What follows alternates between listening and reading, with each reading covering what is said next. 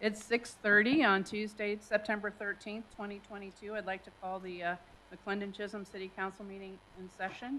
Mr. Purdy, if you could please lead us in invocation. Everyone bow their heads. Dear Lord, we thank you for this day, and we thank you for the time you give us to come together and pray that you guide us through the decisions that we have to make for the city and give us guidance in everything that we do. We ask you these things in Jesus' name. Amen. Amen. If you could please rise. Chief Simmons, you could lead us in the pledge.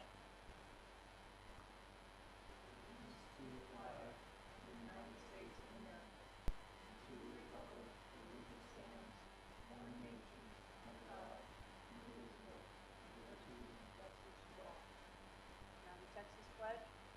Honor the Texas flag. Pledge allegiance to thee, Texas, one state, under God, one and indivisible.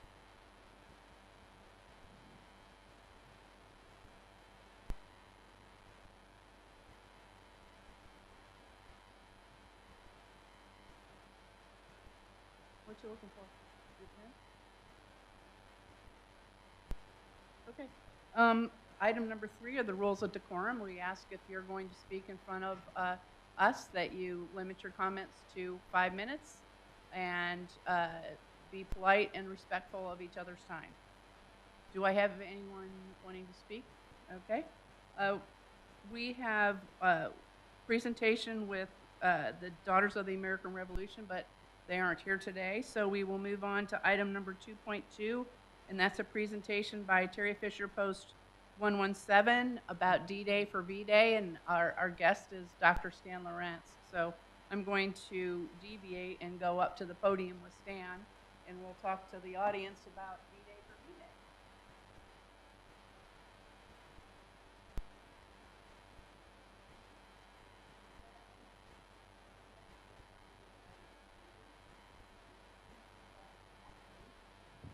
I'm here also as a member of the Terry Fisher American Legion Post 117, which is the American Legion Post in Rockwell, Texas. And with me is Dr. Stan Lawrence, the owner and CEO of Lawrence Dental, which is a Rockwell dentist who's been here, what, 41 years. 41 years. Back in 2017, Dr. Stan came to our American Legion Post with an idea. And it was an idea that is the first of its kind in the country that we know of. I mean, it has never been done. And what it is on a designated day around Veterans Day, Dr. Stan and a team of about 30 individuals provide free dental care to any veteran. And that is frontline dental care. It starts with an exam and then goes to either a teeth cleaning, cavity fillings, extractions, a plan for follow-on care, or however you want. So this year we are doing it on Veterans Day, which is a real honor for both the Post and Dr. Stan. And people will need to call for an appointment. And if you are looking at our slides, you see the number on the slide that you need to call. That just happens to be my phone number, so I'm the scheduler this year. But I wanted to turn the mic over to Dr. Stan because he can better explain why he does that and what it means for our community. So, Dr. Stan. Well, first, thank you. Thank you for allowing me to come here today. I found out many years ago that our veterans were not being serviced very well in their regular hygiene type situations. You know, a lot of the VA was taking care of big issues, but they just weren't taking care of the little issues. And I've been taking care of veterans for many, many years, but just one at a time. And like I said, I came, the American Legion is the key for me. I've done missions works in many different countries, and I work through the church. So working through the American Legion gave me the ability to do what I do really well, not only dentistry, but organize and put this together. The first year we had 55, then 65, then 85, and we're shooting for this is our 5th year, and we're shooting for over 100. And with that, it takes a lot of organization, a lot of people volunteering, not only my staff, but other doctors, other assistants, others that are being a part of that. We do a basic health exam with blood pressure, pulse, sugar, and an oral cancer exam, which is very important item. Oral cancer ID light that we can check every patient and verify that they don't have oral cancer, which is one of the leading deaths in our area. So once we get the basics done, we found out after the first year that every person that came in needed their teeth cleaned. And so we cleaned everybody's teeth, at least get that part health-wise. And then, like I said, the frontline defense, teeth pulled, filling done, whatever basically needs to be done, get them out of pain. And then if we need to work from that, we do from that. I have my daughter that's also a dentist, been with me 3.5 years, and my other daughter that works at the front. And they work up dentistry, of course, but Chloe at the front works up the logistics of this, from the T-shirts to the cards to the basic paperwork that I don't like to do at all. And it's been great. What we did is we worked out a situation for Oral-B toothbrushes that they're giving or presenting with us to buy for the veterans. Electric toothbrush, mouthwash, toothpaste, toothpicks. It's a baggie, and we're presenting it free to our veterans, all of them. That if you want to support a vet or you want to sponsor a vet, it's just $40. Okay, y'all know what electric toothbrush costs. Okay, so it's just helping us out, and Oral-B's helping us out, and we have a lot of support from the community. And we'll put it on a T-shirt, put it on the back, do signs, and just make it a really fun day. But I've been in Rockwall for 41 years. This is just what I like to do. And I've gotten great support, and I appreciate y'all giving me some. You. We've already got about 35 appointments booked. We've got a lot of repeat customers. It's just a wonderful opportunity. One of the pillars of the American Legion is outreach to veterans, and this fulfills one of our pillars, one of our four missions. So we're extremely proud as the American Legion here in Rockwall to be able to support such a grand event, and we're sincerely grateful to Dr. Stan and his wonderful staff. So look to see more. Make sure you tell your friends that might be veterans or your family members that this program's out there, and share our information. And we'll have some cards. We'll put them up at the office up here with Judy, so she'll see that, and maybe we can pass the word that way too. Any questions? No, I'd just like to thank Dr. Lawrence personally, as a fellow dentist. Just finished introducing myself. I know what effort this takes to go out and put this together. I've been on missions in the past, and so when you have a large number of people that need to be serviced and helped and assisted, it takes a large group of individuals to help in that process. And the impact is beyond, the impact on the folks that receive the care is certainly something to be enjoyed, but people that do the service themselves probably are more satisfied after the fact. It's just you walk away with a sense of that's what you were created for, and certainly here you're doing God's work in my mind. So thank you. Thank you. Now you need to get down to Heath. Yeah. Thanks, Dr. Thank you, sir. Stan.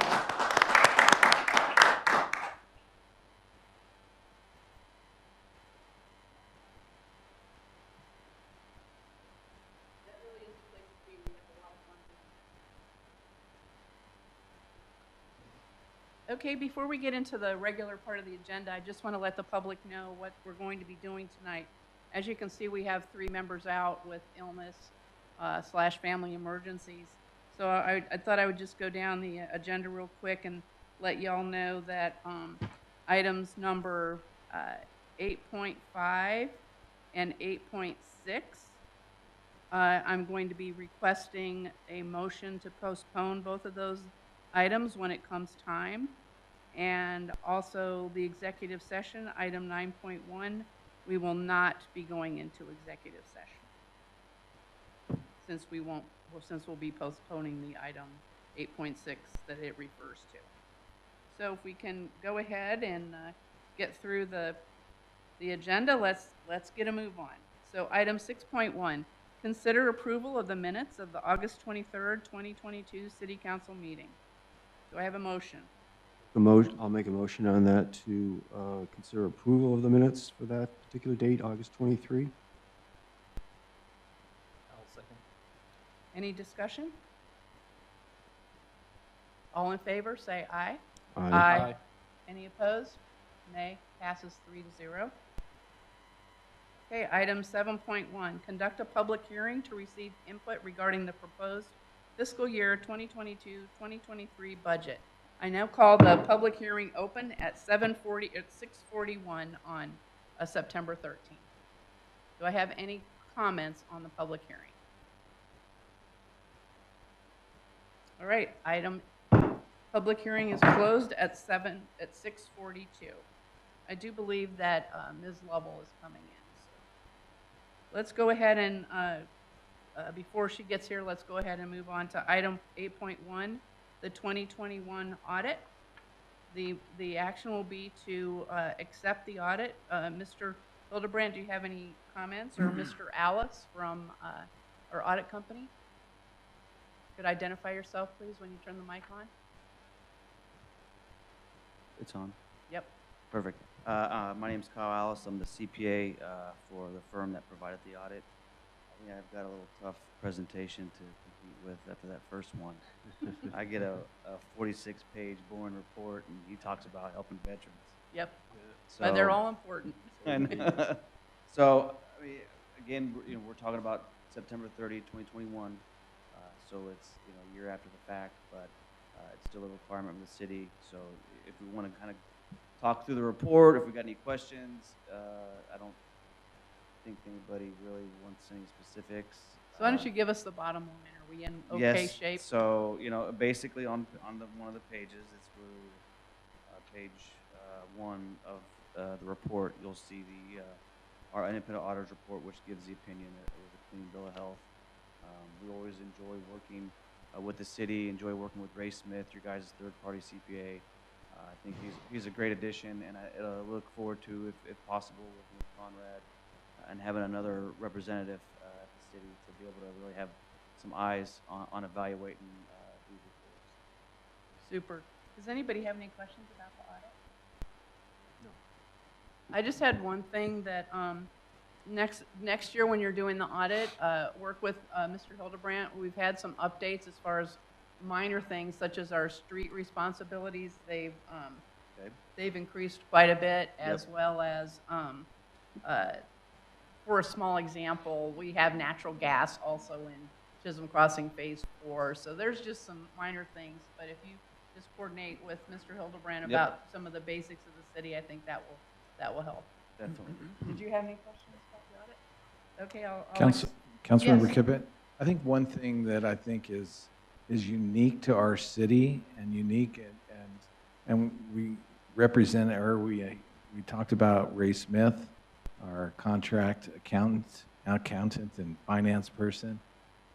One of the things that the auditors look for closely in doing an audit are controls, what controls we have in place. And having an outside set of eyes look at what we're doing inside here in the city is always a huge positive thing. And probably one of the best controls that you can have in the audit. So even though we're small, we're doing it right.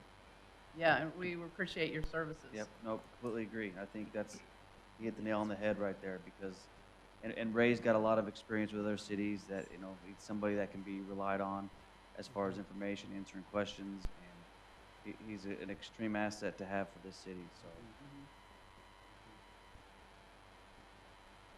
Anything else? I'll make a motion to accept the audit. I'd like to make a motion to accept the 2021 audit. Second that. Any further discussion? All in favor, say aye. Aye. Aye. That's 3-0. Approved or accepted. Thank you so much for coming. Thanks, Council. Thank you. Okay, we're going to scoot up to item 4.1, presentation of a proclamation recognizing Constitution Week by the Daughters of the American Revolution. Do we have? Oh, okay. Should we Yeah, just- she's changing some names on the form, so Okay. she'll be right back. You had what? The mayor's name, and she's Oh, switching it to your name. Oh, okay, that's good, that's fine. Well, should we go ahead and move to another item then? Yes. Okay, item 8.2, final FY '22 budget amendment. Mr. Hildebrand, if you could give us a little background on that? Yes, ma'am. Thank you. So you have in front of you the final FY '22 budget amendment. You'll see that what happens is all the activity that's happened throughout the year, evaluate the line items, and sometimes things, I mean, a budget is a guesstimate of what's going to happen throughout the year, and sometimes different line items may have more or less. And so this time of the year, we look at all these line items and we adjust them. We don't change the bottom line of the budget that the council has given us, but look at those line items and adjust them to, and then request amendment so the council can look at it and amend it. So it's still your action on the, and what that does is it helps us with our overall audit process at the end of the year.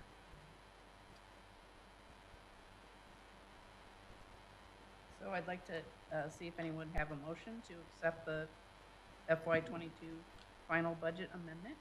I'll make a motion to accept the FY '22 budget amendment as written. I'll second. Any discussion? Just for clarification for somebody who's never gone through a budget before, basically what this is basically an Correct. update of numbers. Correct. I mean, we haven't changed the total number of numbers that you have in your budget. That hasn't changed. But what it's changed is certain line items within the budget. So you can look at the budget that we're about to talk about, the FY '23, is a planning document. And then as the year goes on, we get refinements, such as we know what kind of building permits we're getting, we're looking at our sales tax, so we're able to see if our revenue is still on track. Or, for example, we have to do something with a fire apparatus or something like that. So you need to do a budget at the end, an amendment at the end to keep everything in. Reflects. And Councilmember Purdy, sometimes throughout the year, you may have a different, as a council, you may have some other direction you even want to go in that right now, it's not a thought in your mind, but something comes up that you say, yeah, we want to fund that. We want to take advantage of that. That would be included as a budget amendment that we put in here for your approval. So we need to take a vote. All those in favor of the amended budget, say aye. Aye. That's 3-0.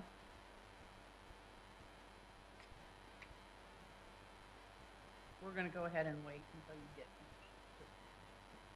Pardon me? Well, we didn't know, so it's okay.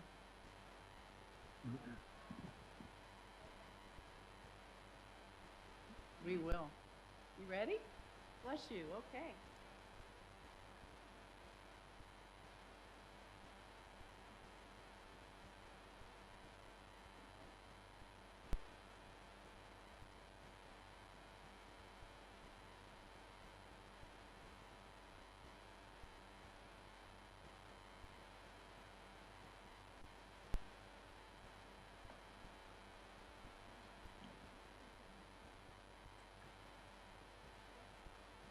Oh.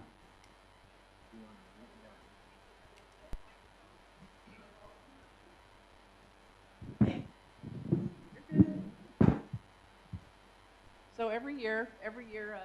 Lovell is a standing member of the Rockwall Daughters of the American Revolution, comes and does a proclamation in recognition of the week of the Constitution.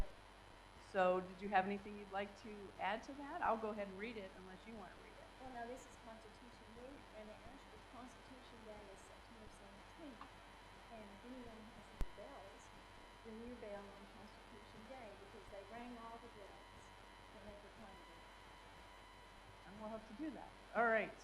Let me read the proclamation. Whereas September 17th, 2022 marks the 235th anniversary of the drafting of the Constitution of the United States of America by the Constitutional Convention, and whereas it is fitting and proper to accord official recognition to the magnificent document of the Constitution of the United States and its memorable anniversary, and to the patriotic celebrations which will commemorate the occasion, and whereas the tradition of Celebrate the Constitution was started by the Daughters of the American Revolution by petitioning Congress to set aside September 17th to 23rd annually to be dedicated for the observation of Constitution Week, and whereas Public Law 915 guarantees the issuing of a proclamation each year by the President of the United States proclaim the week beginning September 17th and ending September 23 of each year as Constitution Week, and ask our citizens to reaffirm the ideals of the framers of the Constitution. Now I, Lorna Kippett, by virtue of the authority vested in me as the acting mayor of the city of McLendon-Chisholm in the state of Texas, do hereby proclaim September 17th to 23 as Constitution Week in McLendon-Chisholm, Texas. Signed, Lorna Kippett, acting mayor. And I think it's so important now to remember where we're coming from and remember the formation of the Constitution. If you've never been to Independence Hall in Philadelphia, it's really, it comes home to you and it makes you remember what we're all about. It's wonderful, and of course, the Constitution is a, it's in Mm-hmm. in Washington, D.C., you will get a chance to see that. Yep.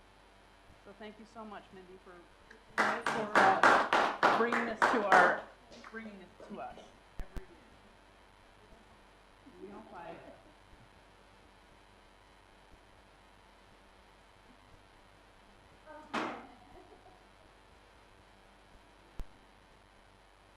All right. Yeah, we'll get this on our website. And thank you so much. I appreciate you very much. Okay, I'll sign it. Okay.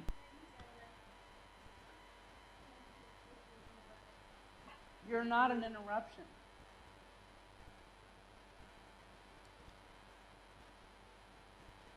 This is what it's all about.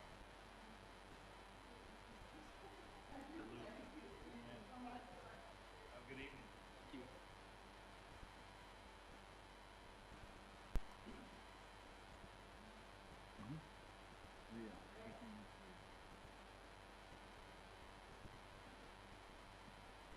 All right, we're going to go down to item 8.3, the final proposed budget for 2023.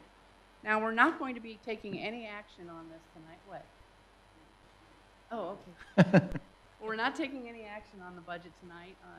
As we understand, the budget is the mayor's budget. He put this together. Mr. Hildebrand put this together under his direction. We've been afforded the opportunity to take a look at it, and now is our opportunity to ask some questions and provide guidance back to Mr. Hildebrand to then coordinate with the mayor.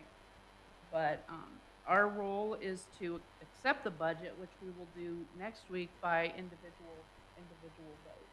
Not next week, excuse me. So I've asked Mr. Hildebrand to lead this discussion. We all have our, he did a great presentation notes that I'm sure he's probably going to be working from. Let's take this informally, and we're not going to rush through it, okay? So if you have any questions about anything, now is your time to get them clarified, and also time to get your concerns. So since we aren't taking action, we can kind of look at this like a work session. So again, take your time, get your questions answered so that in 2 weeks, when we do have the final budget in front of us, you'll be confident in what you're either supporting or not supporting. So we could turn it over to, oh, and I think the best way to handle it is if you have a question, just go ahead and ask it. Don't worry about waiting till he's all finished with his presentation. So again, let's take our time and really make sure you're confident with what you're seeing in front of you. Thank you. Okay, thank you. it's exciting to be here and talk about the budget. This is one of the culminating things that in my job is crucial. But as a city council, this is your direction on activity for staff and for the city as a whole for the next fiscal year. As some may not know, our fiscal year is October 1 through September 30th, the same as the federal fiscal year. And a majority of cities in the state of Texas are October 1 through September 30th. So sometimes we get confused with calendar year versus fiscal year. So this is our fiscal year. So we're ending our FY22 fiscal year at the end of September. Okay, if you look at the front page of the budget, it's a summary of all the different funds. If you look at the top row, you'll see the general fund, the public safety fund, the debt service fund, the capital projects funds, and the utility funds, and then a column that has all total funds put together. Each fund works uniquely by themselves, but also works as an overall group.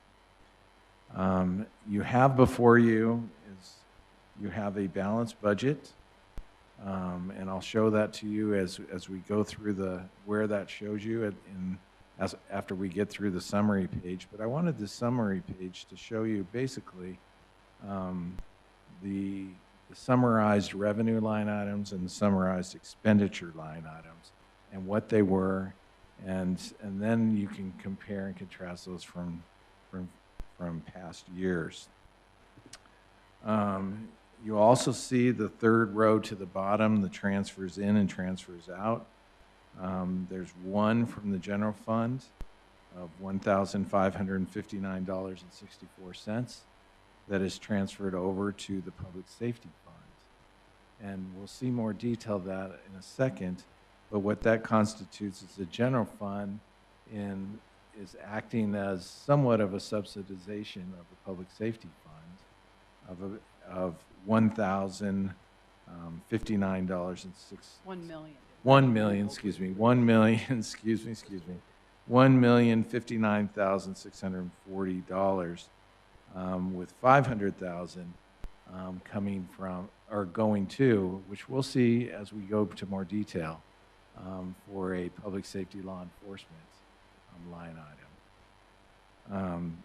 This fund, this $500,000 that you see net change in fund balance underneath the general fund, is money that's being taken out of fund balance, unrestricted fund balance. Overall, everything else in the budget is just FY23 revenues v. FY23 expenditures. And as we do this budget, we actively try to be very conservative in our revenue projections and liberal in our expenditures. And virtually every year we have excessive funds, revenues over expenditures. It's not for sure, but generally every year we have those because of the way we budget with the conservative revenues and the liberal expenditures, and that money will go to the fund balance to increase the fund balance. Another thing that you'll see is in the general fund, the very first row at the top of the sheet says estimated beginning cash reserves. These are the fund balances at the beginning of the year. This is still on the summary page, page 1. So the very bottom line. Well, the very top is when we are beginning.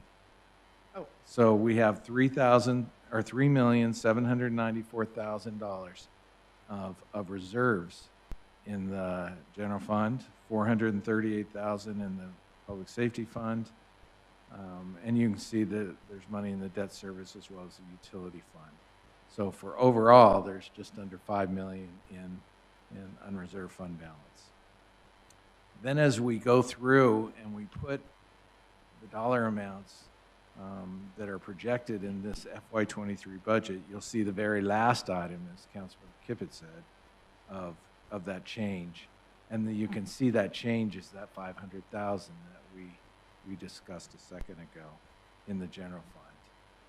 from the beginning fund balance to the ending fund balance. Another thing of note at this time is to talk about, we have the council in May of 2021 passed a resolution on fund balance. And your resolution stated and talked about all the different funds and what you consider healthy for a fund balance in the general fund, the public safety fund, all the funds that we have. That document states that you'd like to have 40 to 60% of expenditures in a fund balance, just in case something happened. That's where you felt that you need to be healthy. This right now greatly exceeds the 40 to 60%. As you know, where the total expenditures are 1.9 and we have 3.2 at the end of the year, projected at the end of the year. Okay, that's all for the summary sheet.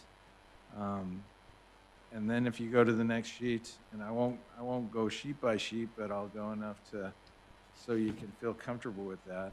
We always start with the revenues, and on this sheet you can see historically where we've been, and you can see the proposed amended budget that you just is now not proposed, it's amended, that you just took action on, and then the proposed budget. And like I say, we look at historical figures, we look at activity that's happening right now, we look at trends, lots of different ways to identify where we're getting the revenues. And you can see all of our revenue sources right there, and then our expenditure sources.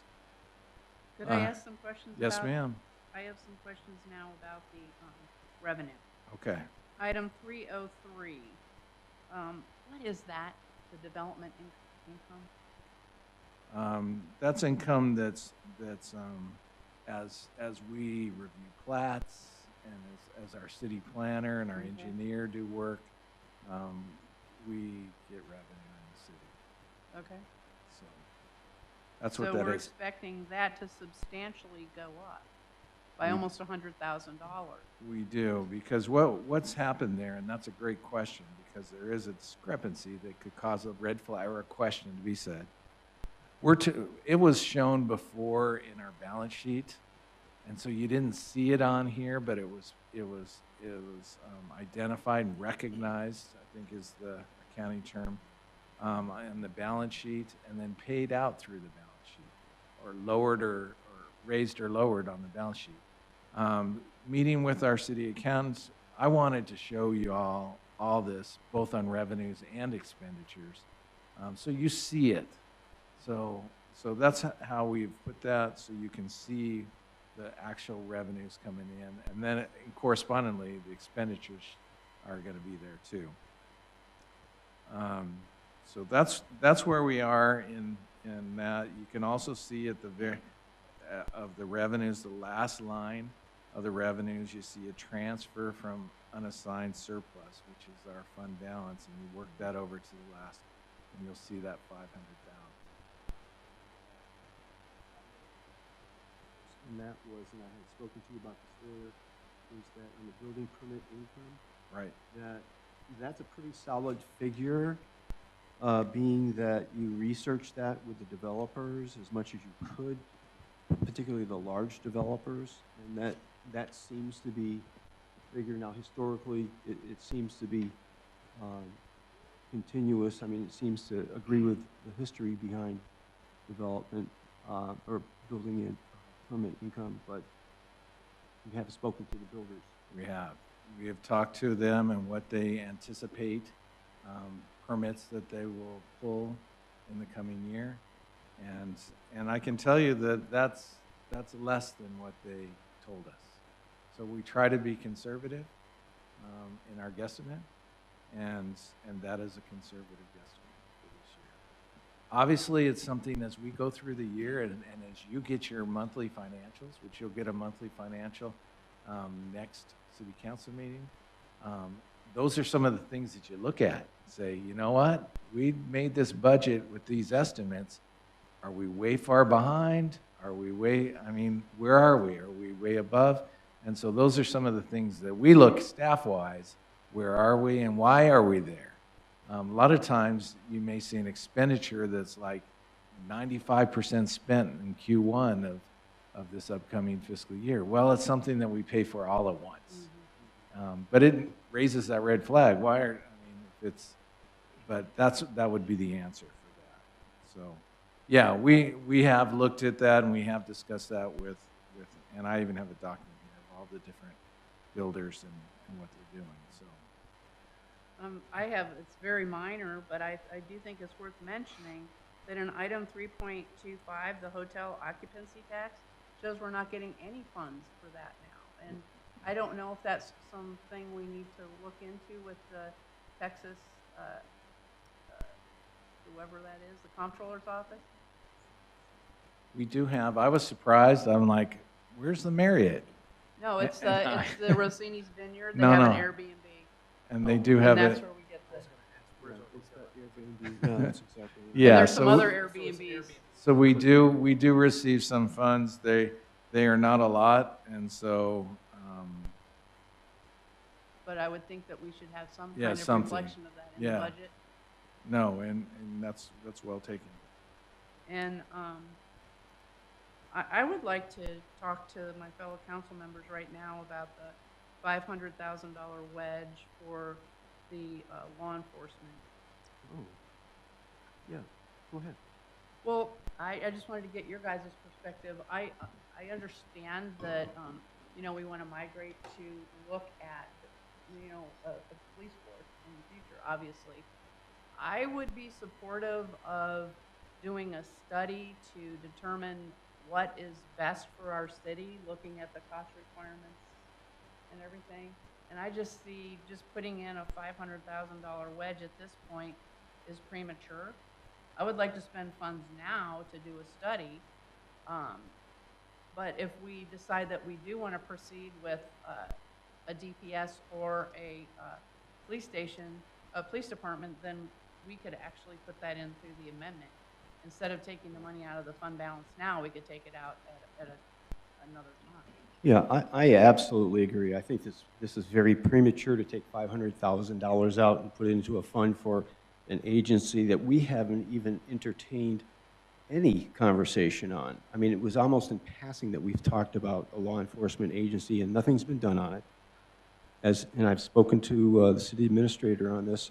I would prefer, as Lorna has said, a definitive study where, and then it'll be exposed to the public so they know what we're doing, something empirical, something that has some level of professionalism about it and some insights, and use that as a start point. And then we can start looking at allocating funds. As far as withdrawing large amounts of money from the reserves, I think it's inappropriate until we have a discussion amongst city council members and the mayor and start to look at this fund, because it's grandiose.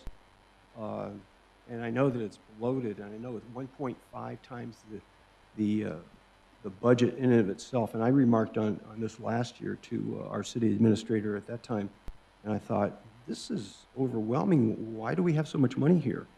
And there seems to be some kind of a standard. I guess we voted in a 40 to 60% kind of capping on this thing. But as far as a standard out there in the real world, I did some research on it, and I'm not convinced there is a standard. But knowing that, even having gone through COVID of late, that we weren't pressed on the need for a large amount of money, I think that one and a half times the amount of the budget is well beyond what we need. So, but at the same time, I don't want to start seeing us carving out certain amounts for projects that we may have until there's been a complete discussion on what those projects might be in the future. And it's just unnecessary to take out the $500,000 at this point. How did we come up with 500,000? How did that number come about? Yeah, that's a great question. I don't think it was a specific amount. I think it was more of a message.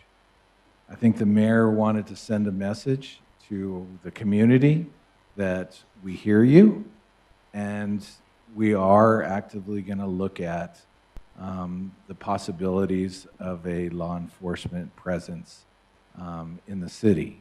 As we know with the cost, you can look at the cost of the fire department. Police will be that much or a little bit more. And so I think he's starting to say, look, it's going to cost if we go there.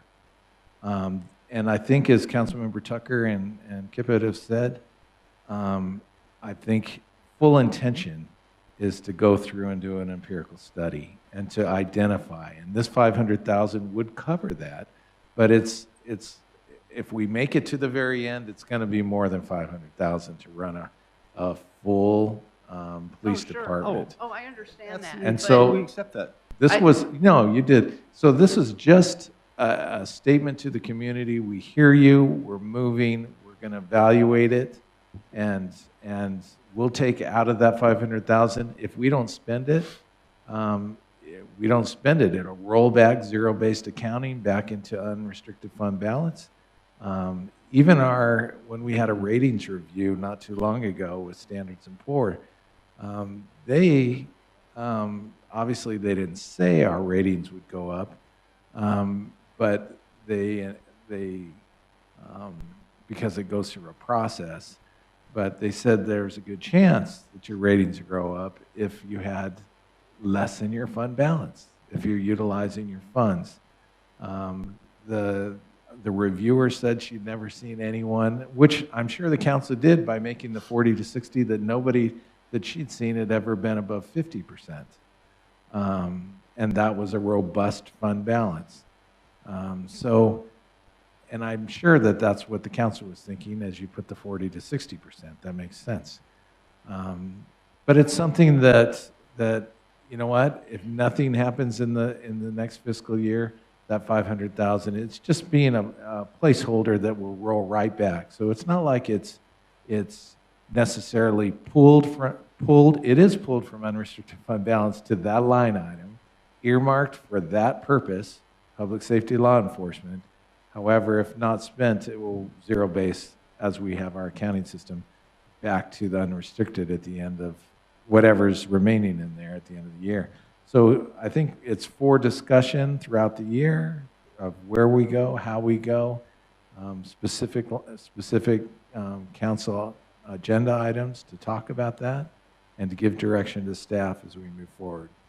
Well, do we know how much a study costs, like ballpark? I mean, I'm sure that's a hard thing to guess on, but are we talking about 50,000, 100,000? I mean, Yeah, I wouldn't know other than because it's based on what you want out of that study. Right. Well, we want get an an RF evaluation of we get what an would be RFQ, best is that for our what it is? city. Yeah. Comparing using, use status quo. Right. Putting a sheriff in a vehicle that we buy and they do the enforcement, which we've talked about is not optimum, obviously. Doing a police force or doing a DPS structure. I mean, that's what I would like to have And that review. I don't think we have to dictate to some group who's doing the study what we necessarily want, but Right. what's available, what's the best model for us. As far as the fund itself at $500,000, I think that's an incentive for spending.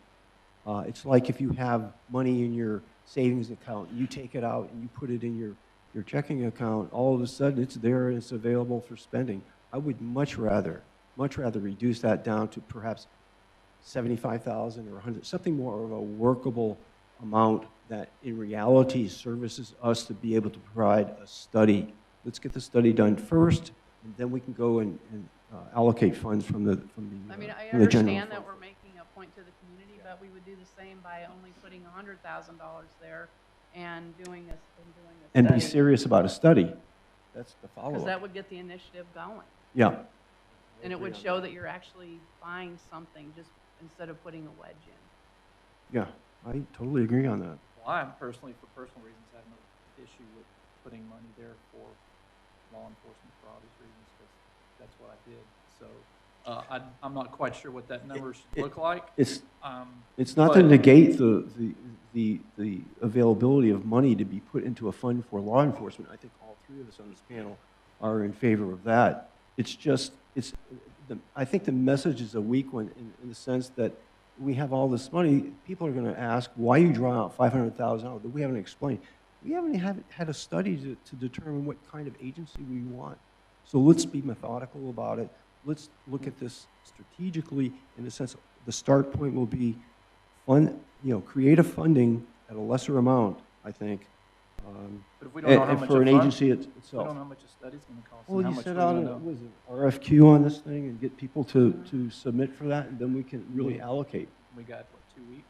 No. We can, if you put a lower amount, like 75 or 100,000, we would, as staff, we'd put out a bid, a request for a bid or a request for qualifications or both, and they'd come back and we would bring it back to the city council. And so that's how you'd know where the bids came in and whether you want to continue forward or whether you want to accept one of those bids. I mean, I guess I see that as real action. Yeah, that's exactly what it is. No, I agree with that. I think we should do a study, and I think, my question is, and this is just out of ignorance, is how much do we put in there? I agree with the study. I think we would have to do one either way, whether we decided that or not tonight, we would have to do a study.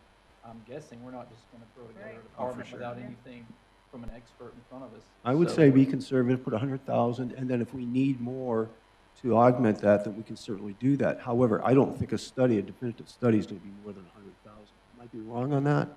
We'll wait for RFQs on that, but for the most part, I think $500,000, it does nothing in the sense of giving the public the impression that we're being conservative with their monies. I just don't see it, personally. Yeah. All right, we can, that's well taken and we'll pass that through. All right. Another thing you'll see on here compared to if prior year's budget, we brought a lot of the line items so they'd be more understandable and more readable. We brought all the private contracts together. A couple of them we'll go over and I'll show you how, I mean, it isn't totally together, but you'll see contracted services, which is in your chart of accounts 410, and you'll see the different contracted services there. If you look at that closely with that contracted services, you'll see that you'll see other consultants at 41,006, and you'll see 41,004, 41,005, and 41,006, all development based. Those would basically, the other consultants would be through engineering, other things that the engineer or the planner would do in the development process. This isn't building, this isn't anything else. It's within those two. Building inspection 41003 stands alone, but the engineering services and city planner, based on what's happening through the year, that's that other line item of other. But Okay, this that- is the yeah, that's not what we're paying them, though, because that's item, we have the city planner under item 63005. Right, and that's So you. what is 82.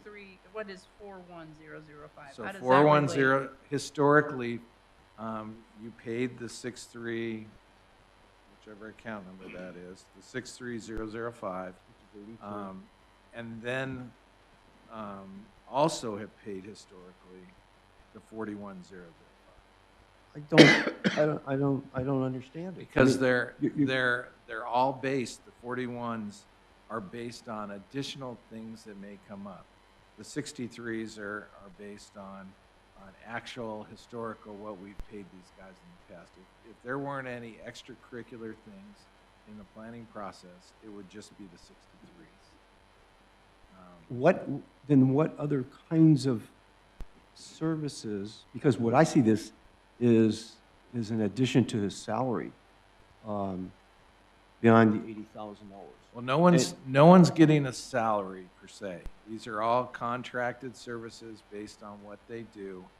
You can't really look at it as a salary that we're giving them. but you can look historically based on their contracts, what it costs to do the contract. However, that being said, there's some specific things that happen in developments that come up that are over and above what they've contracted to do. And they have a line item that says, any of these will charge this amount of dollars per hour. So As this is a contracted fee. It's not a salary per se. It's not a salary. None of this So- is salary. It's a contracted fee. For certain, I'll do X, Y, and Z for this fee. And then anything additional to that may be related, other development services. So is that pretty We'll do standard? those. Is that pretty standard in the industry? as a whole? It's both way. I mean, the definition of a contractor, they can't be an employee. So if you pay him I a had contractors salary, work. I that's know. leaning more toward an employee relationship than a standalone contractual person. So that's where, I mean, with the attorney and trying to make sure that we keep an arm's length approach between those two. That's what we're trying to do. However, you have to understand that if there's none, if there are no other development fees, we won't spend a dime out of that line item. So had we in the past, where had this We- been reflected in the past? Well, I don't yeah, know if that's- that's a fair that's- question to ask you, but. well, that's where this was shown, again, these right here in the 410s was on the balance sheet. And we pulled it here so you could see them better in the budget. So you can see that, you know what, it isn't just whatever it says in the 63s. They're getting that for sure. That's but now you can also see from the balance sheet, they're also have these additional funds for additional contractual services that they've done historically, which any planner or any engineer or whatever, that if we had them as a full-time staff, would do those things. Could you give us an example of an item of that sort? Well, there are certain things I know that is over and above what their contract says. That they say, look, it'll take 3 additional hours or 3.5 additional hours at $1 as $150 an hour. I'm just making up these numbers. And so I'll need another $500 to do this for you. Okay, I understand. In the industry, again, you know, you're saying that some people are salaried, some people aren't salaried, that they're contracted, not work with contracted dentists, that work for me, but I completely understand that. Is that a topic that we should discuss amongst the city council members to decide whether we want to go contract or whether we want to do a hire? And you can advise us on this, or is this something between you and the mayor that basically excludes us from that decision? Oh, no. I mean, this is the council's budget when you approve it. This is probably one of the higher things. So if you want, and you're going to be talking about wage rates for existing personnel here in just a little bit, we'll talk about that. But yeah, whether you want to be a contracted city, or if you want to have your own employees, there's pros and cons to those. Your control, if you have your own employees, you have 100% control over them. A contracted employee, they'll do what they said they'd do, and then if there are additional line items, they'll do, you owe me more. And you don't have as much control, and they're free to go work at cities A, B, C, D, and F as well. Where if you had your own staff, then they're 100% with you, and there wouldn't be these 41s. It would all be part of their salary that they do it. And so, And there's pros and cons both ways. absolutely, I understand. So is that something that we should talk about, some debate a little bit? Do you think it's worth the while, or should we just go pure contract as this has been written? Well, I mean, Do you you- can look at the fire department as an example, when it was MCBFD. And there was complaints because it cost $300,000 to contract. And they were out with contracted. MCBFD. I had complaints from my working dentists at times. No, I'm not And going to do this. Now, how much does the fire department cost? It's an exceptional amount of money. A little over $1 million. million, I mean, we just said it, it was $1.2 $1,045,000 million. or something. So right there's your And- answer. But that includes potentially 3 new firefighters. I think, it's just, I was just And- thinking, that's a perfect example for what happened to our city. We would never trade one thing about our fire department. We are perfectly happy with our fire department, and I'm very glad they're right over there. But you do have a lot more care and feeding when they are your employees. You wouldn't even have the discussion about the support in the unincorporated area. Fire District 22 would be getting taken care of by MCVSE, and it wouldn't impact us at all. So you're saying that we should hire somebody as an employee? No, I'm saying, We should contract? I'm saying we need to scrutinize and really think as a council, our engineer, our planner, our environmentalist. I mean, I think it's an item for future discussion. Absolutely, you're in And- favor of a and to look at conversation those- on this. And to look at those contracts. Yep. Because if we're paying the city planner, in this budget, $80,000, and then he's gonna tack on another 33, Absolutely. just to do extra, to do stuff. And he'll find the work. And, Yeah, yeah, so, they'll I mean, I find the think work we on the need to stuff. look at how the contracts are written, and what the contracts say. Yeah, I have absolutely no,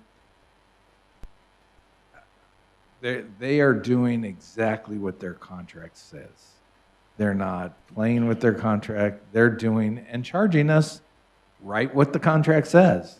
So, I mean, they could say, oh, well, I'm not going to charge you for that. No, it's a business deal for me, and you contracted with me, and I'm going to charge you, and I'm going to do the work that I said I'm going to do, and they do it.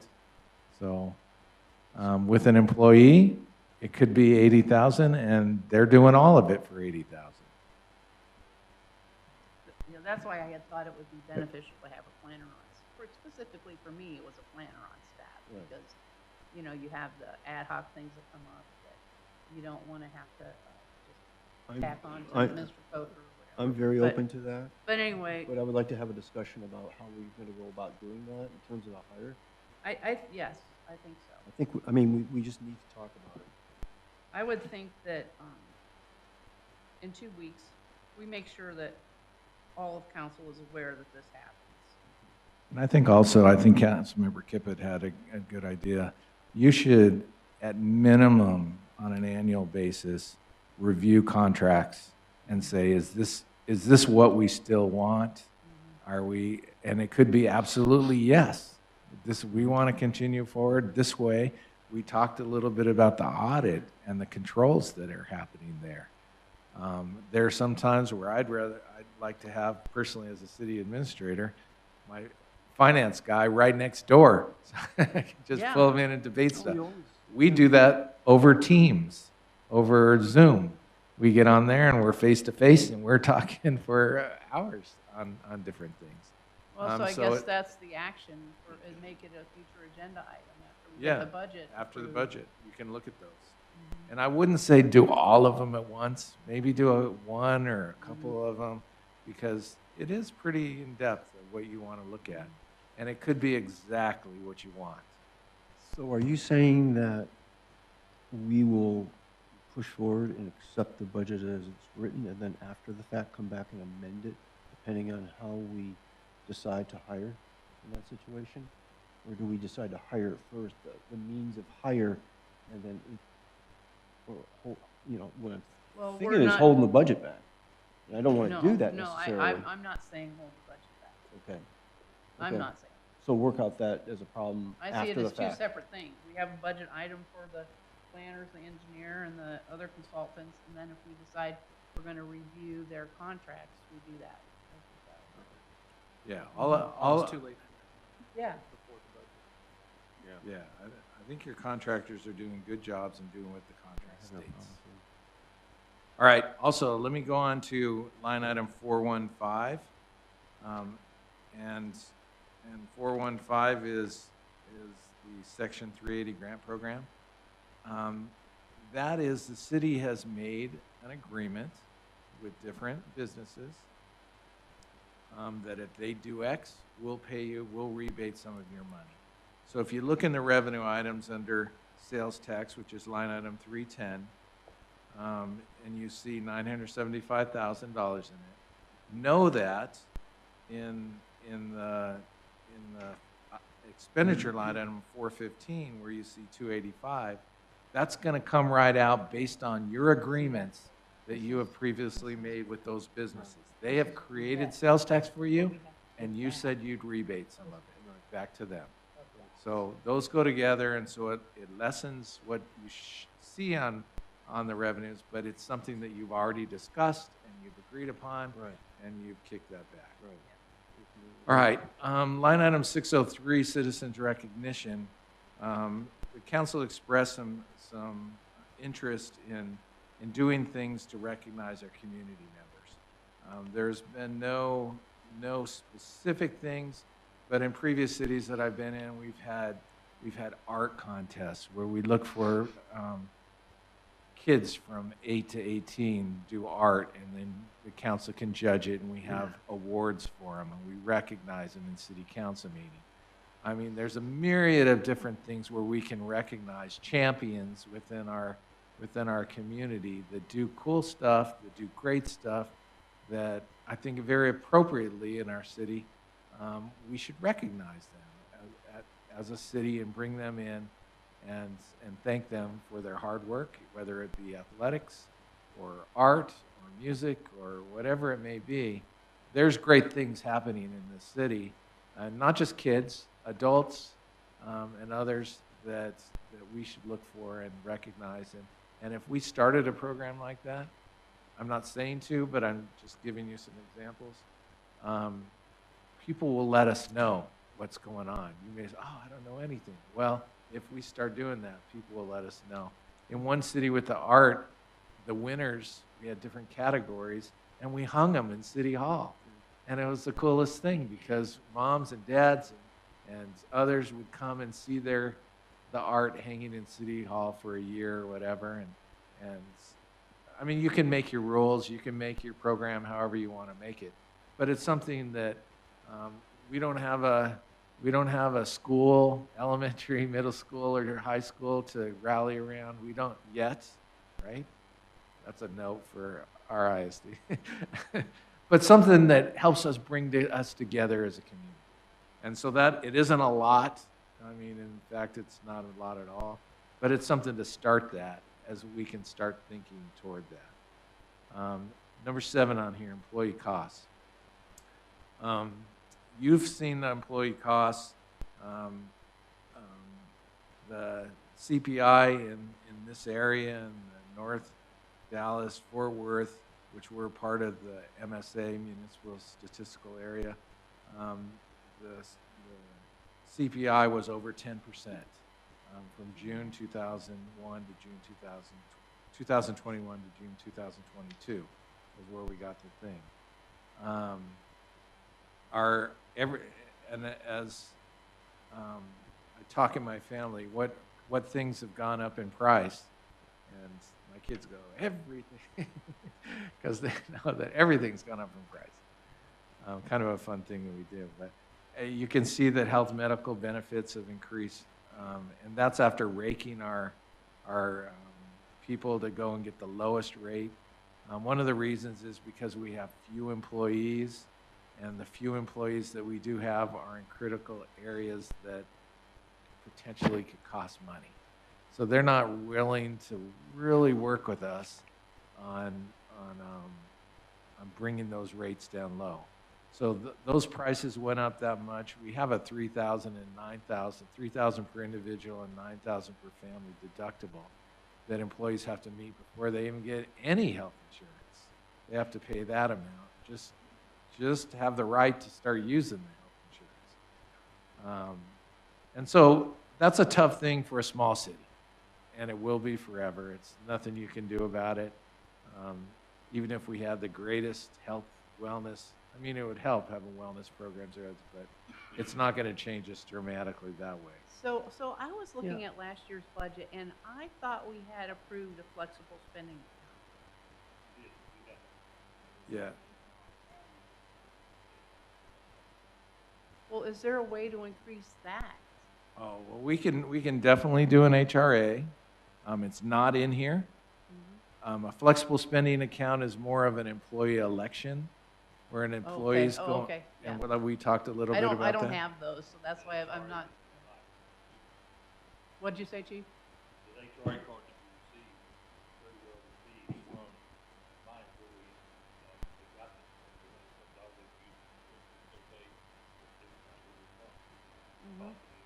To the 3,000 individual or I mean, 9,000. I think that would be, it kind of goes right along with your granting of some extra holidays. I think that could be a perk.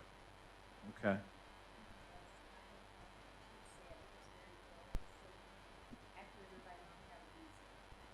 Do you, So Do you- how much do you you- get now? do you have an amount that you're thinking, or that we can bring back for you here? Or do you want us just to bring back something? We can do that too. We can look at what current year is and maybe bump it a little bit. At least double it. Okay. So I let- mean, because we're not able to pay our staff right now what we would like to pay. You know, I want to really work on retention, fireman retention.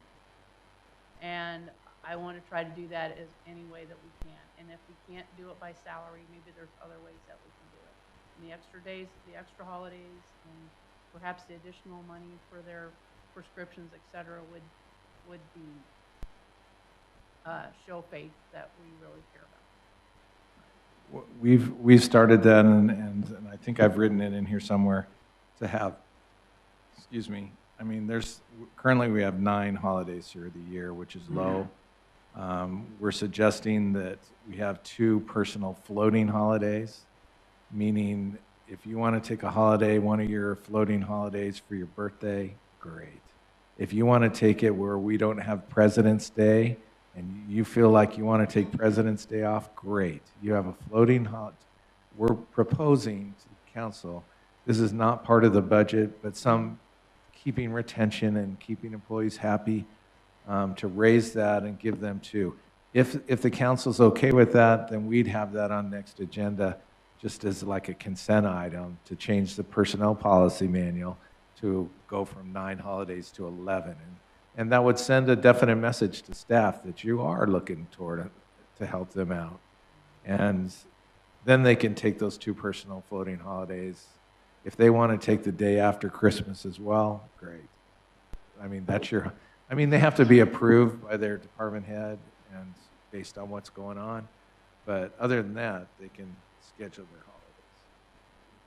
All right, also with that, we have in here, and everything, it's 606 in the general fund, and I believe it's 606 in the public safety funds, the fire. Can I go back to that we were just talking about? Because I'm a little bit confused. It's employee costs, but those are purely administrator costs. It's under administration. Yeah, That doesn't pertain to public safety. right. They have No, a there's line talking also, item. about- no, there's one in public They have safety a as line well. item in the public safety fund. Well, sure they do, but this figure of $540,000 That's just staff. is just staff, and that includes the addition of a city planner and a new administrator and an increase in salary for the Yeah, secretary 606. and the assistant. Am I correct on this? Yeah, So everything you're in. seeing a jump from $281,000 to $540,000, and the bulk of that being the new administrator, the city planner, but you're going to have to cover your ears on this, Shelley, but an $18,000 jump in salary for that position? A what? An $18,000 jump in the position for city secretary from 61 to 79 Well, in that 1 would, year? that would include the 5% that is recommended for all the city employees. Well, So that would be that, help including me that. with my math. Help me with my math. She currently gets 61,000 a year. You're going to increase her salary by 18,000. and it goes up to 79. For some reason, 5% of 61,000 is not $18,000. Am I reading this wrong? No, I think what happened, looking at this sheet, is that, the proposed salary increase and gave a 5%. Correct. So it's 18,000 plus another 5% on top of that. It's not 18,000. Within that 18,000 is the 5% as well. Well, that's just, I'm happy about that. However, just the fact that it's going from 61 to 79 in one singular year, that's 25% of her salary to start with. And Shelley, you know I love you on this, but this is just whoever it would be. I'm just a little bit taken back by that sudden dramatic amount of an increase.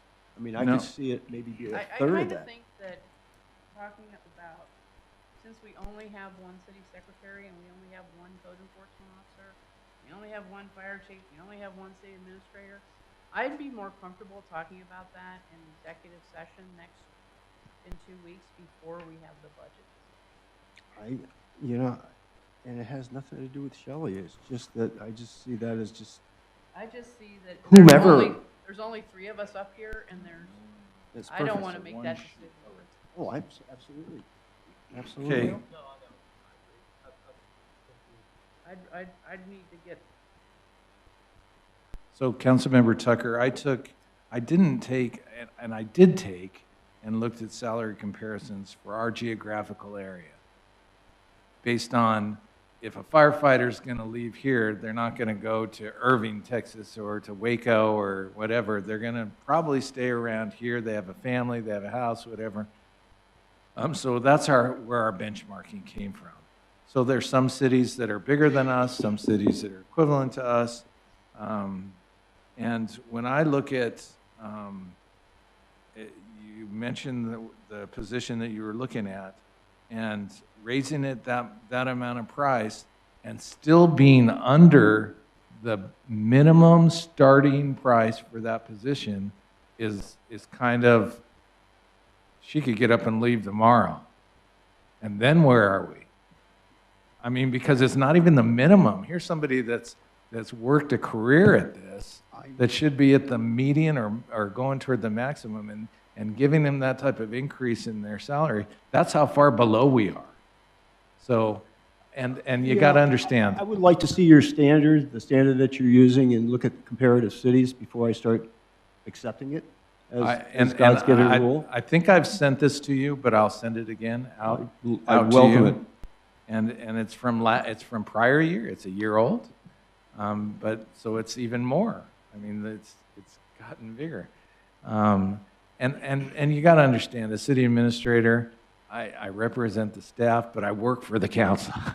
So I'm right there in the middle. We will do 100% what the council decides to do. There's no discussion once you have a motion and a second and you get 3 votes. That's the direction we're going to go. However, I also want you to know where we're coming from staff-wise, so you have a well-run city and that we have the qualified personnel to do the things that you want done as well. With smaller cities, it's kind of a conundrum in that if you compare to against some of these, especially some of the bigger cities, they do this as a position, where now here we do this, and then we also take that hat off and we do this, and we take that hat off and do this, which is okay. I'm not complaining, and none of the staff, I've never heard any of the staff complain. But it's something that it's more than, it's not apples and apples, because they do their job as whatever position it is, as well as doing, the firefighters jump on the lawnmower and mow all the lawns instead of having us pay for people to do lawns. And I just use that as an example. I mean, we do multiple things, multiple hats to do that. So your position is 100% well taken, and we get it, I get it, and I respect it, and your thought process through it. It's just I'm fighting to keep the best and the brightest here to do the things as well. And I understand that. I think I'll just defer to Lorna's suggestion that we look at executive session at this and debate this. But I would like to see your standard again, so if you have that information, you can certainly send it to me. That would be But great we, if you but could we send that aren't, to we all of aren't us. Rockwell. We can't, you know, we make, or may not be able to compete with Rockwell in terms of hiring. And there's a whole debate about that. I And go into, we but can I send, won't. it will be sent to you tomorrow. Thank you. But I think we could talk about the fire department manual. Are you comfortable with talking about that? Oh, yeah, I'm ready to I get mean, into that one. because I think we've got you here, Chief. That's a great idea. Chief's sitting here. So what you've requested are 3 new positions for full-time firefighters and then a part-time position. You can start at the very beginning. Yeah, met with Conrad, we had our discussion, yes, what are your needs, what do you want? So the first thing I addressed was staffing. Watching the city continue to grow, my job as fire chief is to continue to assess this department and figure out what's gonna be best for the future as we continue to grow and build and everything else. I requested, originally asked for 6. Speaking with Conrad, said that's my moonshot, as I called it, and he said, well, what if we do this and we can split it up in 2 years? Sounds good to me. As long as we can present a balanced budget to council, then, yeah, let's split it up. I'm not gonna go hide in the closet and cry because we didn't get 6. So the goal this year was to get 3 additional personnel, so you now would have a full-time firefighter, along with your full-time captain and driver. And then the part-time position we currently have is 12 hours, so they work 7A to 7P. So at night, we drop down to just 2. Adding that additional 12 hours means we will now start getting more compliant, 2 in, 2 out, being able to run multiple calls, running our EMS unit now. Well, our first responder upgraded EMS unit, which is our squad unit, and still being able to have firefighters in the house to man the engine for that second call or whatever call that comes in. So that staffing is looking at that as it's a staffing model once we get to the 4. I'm not going to say it's going to last you 5 years or 15 years, but I think that staffing model 4, once we get to it, will be able to sustain the growth that's coming over the next handful of years with having that 4, because again, it's going to allow us to separate that staffing model. Instead of having 4 people on one engine, we can run our engine now and in our squad, which is our EMS multi-purpose vehicle, and allow them to go handle that and still have people in the station. And then if we have that structured fire inside of our fire district, the people that are on the squad will cross-staff onto that engine. With the current water issues we have, now instead of showing up with 1,000 gallons of water, we would show up with 2,050 gallons, 2,150. So it's a staffing model that early on predicted that as we continue to grow, get into year 4 and 5, that I think that would be a good staffing model for this city. Brookshire's, Trilogy, Heritage, we can continue to move on. I think that would be a staffing model that would suit the city for a while. So I've been going back and forth on this. And I sent an email to the mayor and city administrator. I'm worried that if we hire all the 3 full-timers and the 3 part-timers, It's one, so it's 1 part-timer per it's a shift. pool of, so it's a pool of part-timers, so Go from 12 hours to to 24 24 hour coverage now. And so I have coverage more than an employee. I have a pool of 15, 18 part-timers that sit over here. Okay. Some work weekends only because of where their schedule works. You know, some will give us 2 or 3 shifts a month. But it's the equivalent of, It's one body. it's the equivalent of 3 new people. The 3 new people plus extending the 24-hour part-time, correct? So it's the equivalent of 3 people plus another full-time person. Yes, sir. So it's Yes, sir. 4. The 24-hour would be equivalent to that one time. So 3 plus another full-time. So you're saying 4 full-time people. I mean, when it comes to dollars and cents, that's how it's gonna lay out. Am I Cost correct? is a lot cheaper. You're on the talking part-time, about, you're correct. talking about deployment. We're talking about the bottom line. Correct. Yeah, and, Okay? and So that's what we have to get at, because we're have to assume. Right. We understand your needs, at least, you know, what you're suggesting is a need here. I'm not saying it is a need. You certainly do, so I may have to press you on that point. What were you gonna say? I was just gonna say, this form, you can see what it is, where you can see the total cost of a new firefighter, and it's 67,891. Yeah, 397 or whatever. And then you'll also see new part-time, which is 56,581. So it's not even equivalent to one new firefighter, because they're not paying benefits and they're not paying, they're just paying an hourly wage. So it's not 4 new firefighters. It's the 69 to the 56. So it's We a already little bit currently less. have budgeted the top 12 hours, 7A to 7P, so that's already budgeted there. We're just adding that addition. So what I really want to get to is a previous conversation that you and I had about standard.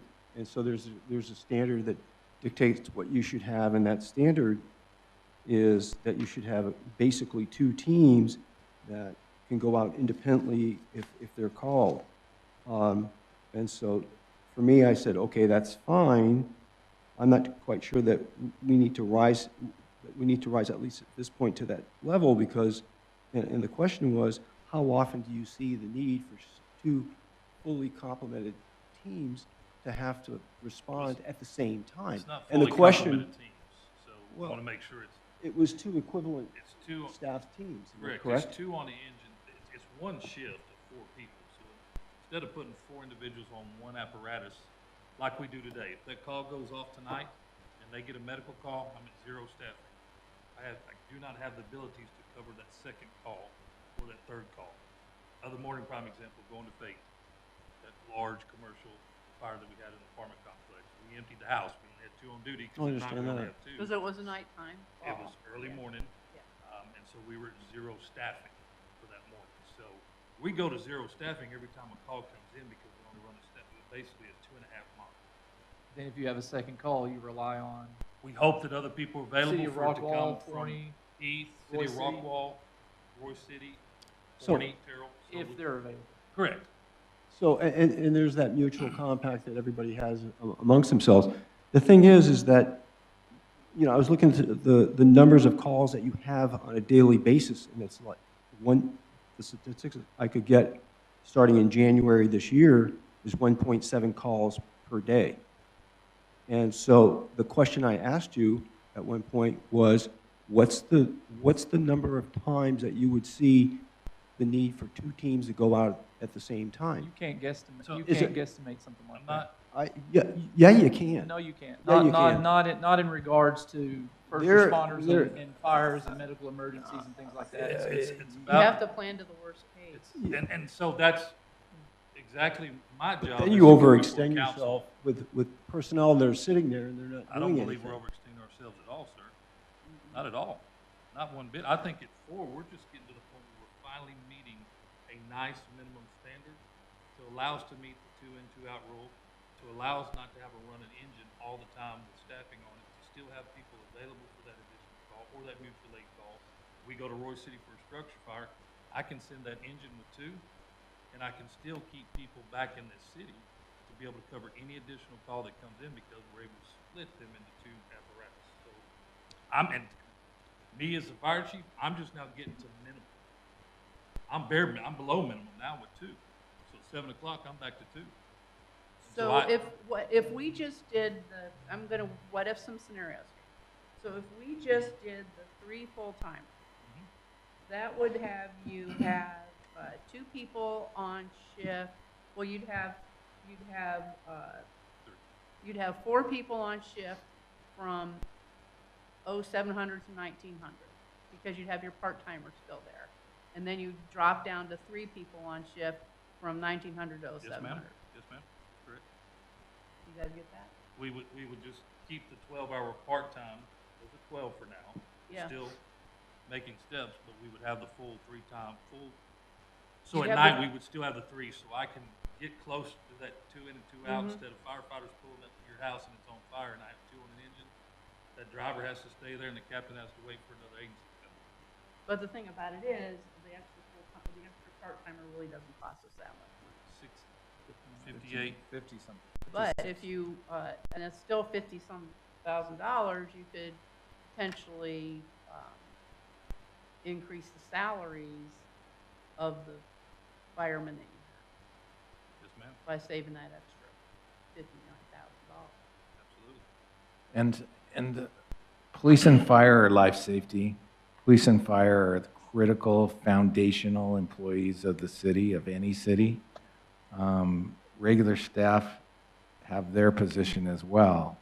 And regular staff, as much as police look at fire and fire looks at police and compare themselves all the time, city staff looks at them too and says, wow, those guys are getting increased. But I mean, so everybody's on the same team is what I'm Correct. trying to get to. And if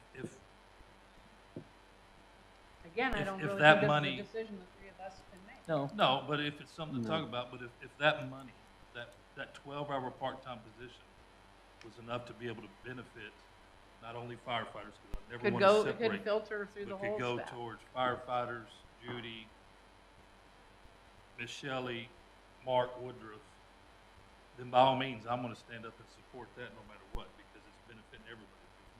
We don't exist without this lovely lady sitting next to us, or Judy or Mark.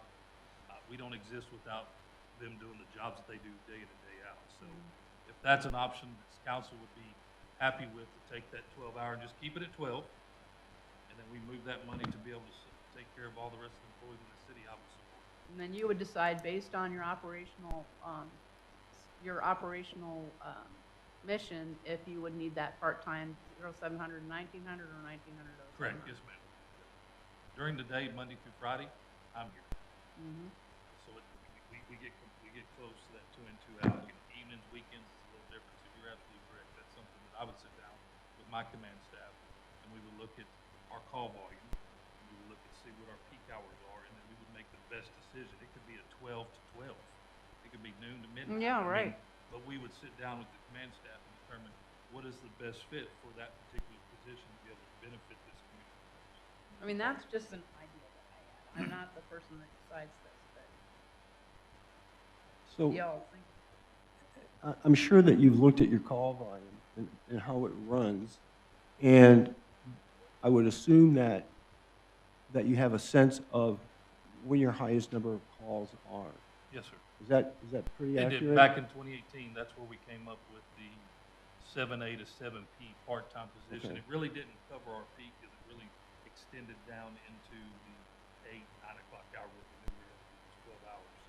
But with the call volume and the growth, the continued call volume increase that we have, that is something we would look at in this budget to determine, because I can run reports and say, hey, our peak hours now, like I said, it could be noon to midnight. So the last time you looked at it was 4 years ago? I look at them pretty regularly, but the last time I really studied and made a decision based on where that part-time position would work was back in 2018 originally. And it has worked. I mean, it's a benefit. Is it difficult to look at that again? So No, we sir, can, not- we that's can something get we something would- empirical that we can work with so we can make decisions? We would look at, like I said, if that's the decision we made to adjust that part-timer to a different pace or work shift, then that's something that I would obviously sit with my command staff, and could be involved with captain to be able to make a decision to determine where that position would Yeah, best suit us. the fact that you're lean on personnel from what, 7 o'clock in the morning till 7 o'clock at night, or vice versa, 7 o'clock at night till 7 o'clock in the morning, suggests that the call volume is less, I assume, is lessened than during other portions of the Like I said, day. it extended down to 8 o'clock, 9 o'clock at night. You look at weekends, obviously, Yeah, on weekdays, yeah. it extends out a little bit more because you got afternoon traffic, everybody coming home. You've seen 550 here, 205 in the afternoons and morning with the traffic backed up into Rockwall as far as you can go. So it does extend on certain days a little bit deeper into the evening versus 7 p.m. You see, the thing that I see, and I'm not against, public safety. We've had numerous conversations, and we've Yes, sir. agreed many times and disagreed on a Absolutely. couple of occasions. And, this acceleration into hiring this number of people within a short period of time and adding over, $520,000 to the budget within a 2-year span is substantive, and I think it demands a lot more conversation. And I've said this to you personally, I think you're trying to get ahead of the curve because you know that we're going to have a law enforcement agency, and I think there's going to be competitions for the dollars. And if I were in your position, I'd be pushing this thing as hard as I could push. Well, that's not, I will be honest with everybody sitting in this room, it's a thought, because I've been around this industry for Sir, 45 years. for I know sure. how it operates. I've For sure. seen cities in the past couple of years where the fire department was pushed back and everything was pushed off for multiple years because they were building a brand new round-up police department. I So get I've it. seen it, I but get that's it. not my main focus. My goal is to continue to assess what we're doing, and with all the growth I'm seeing get inked, Trilogy and Heritage and Brookshires and Polani and Mikey and Whittle, those things I look at as I continue to assess the needs of this city as we go forward. We're gonna build a Brookshire, so the next thing I need to start assessing years to come is the ability to have a ladder truck. It's a big building, so that's what I'm doing in assessing those and saying, look, we can get to the point where we can start running, because we're gonna enhance our FRO program. We're enhancing to more advanced program now with King tubes, Narcan, albuterol, epinephrine. There's several things we're doing to continue to advance our FRO program so we can keep somebody in the station, but be able to send crews to go take care of that, And, you know, that incident. So, I've never questioned your motives. You know, I never have. However, you know, because of the impact in terms of cost, you know, the thought is to do this a little bit in a slower pace, maybe two, and two, over a 3-year period. I don't know how that works with your, you know, with your model in saving terms about of. $60,000 each year is what we're saving by doing 2, 2, and 2. Yeah. That's all that's all we're saving is roughly $60,000 if we spread it out over 3 years. You know, Councilmember I don't Tucker, know about those numbers. Councilmember but Tucker. I'll believe you. I'll just Absolutely, take your sir. word for it. and an anecdotal, in one city that I was in, we built a super Walmart. And when we were excited about the super Walmart, excited about the sales tax that the super Walmart was going to bring in, excited about the convenience, excited about the jobs for the community, a lot of things. And there was another side that was, it's going to be too loud and too much noise and too much traffic and too much light. And I mean, so you get that on both sides. There's that discussion. The police chief walked up to me and he said, I need 3 more officers. I go, excuse me, how's a super Walmart? Well, that's 365 more cases that we're going to have. We need more people. And so it's all inclusive. And if someone, heaven forbid, has any type of accident, I mean, if there's a fire, as Chief said just a second ago, and somebody, heaven forbid, has a family pet in the house, and they only have 3 firefighters there, they can't go in. They cannot go in until till you have 2 in and 2 out, because the safety of the firefighter is paramount. So they can't go in and get that dog or get that pet or whatever, because we didn't have enough personnel. So there's implications on both sides. The fiscal implication is real, is serious. It's very well taken what you're saying. But as the city grows, we're going to have to take it. Residents expect when they call 911 or they show up at the city office that certain things are going to happen and happen at a certain time based on their incident. If I'm in a car wreck with injuries, they're going to expect that the police and the fire show up at a quicker response time, not 20 minutes, it may be 4 minutes, and even those 4 minutes, it's like they never came. I mean, when you're in that thing. So we're thinking of the community as a whole, but also trying to think, conservatively and fiscally. And as we started this discussion tonight, you have sitting before you a balanced budget. Ongoing revenues are meeting ongoing expenditures. It's not that we don't have enough money right now. We do. It's a balanced budget. And we have way more and I see that the unrestricted fund balance is a one-time. You don't want to use that for ongoing. That's well taken. But what we have in the FY23 budget is balanced currently in front of you. Do you want me to continue forward, or you want to?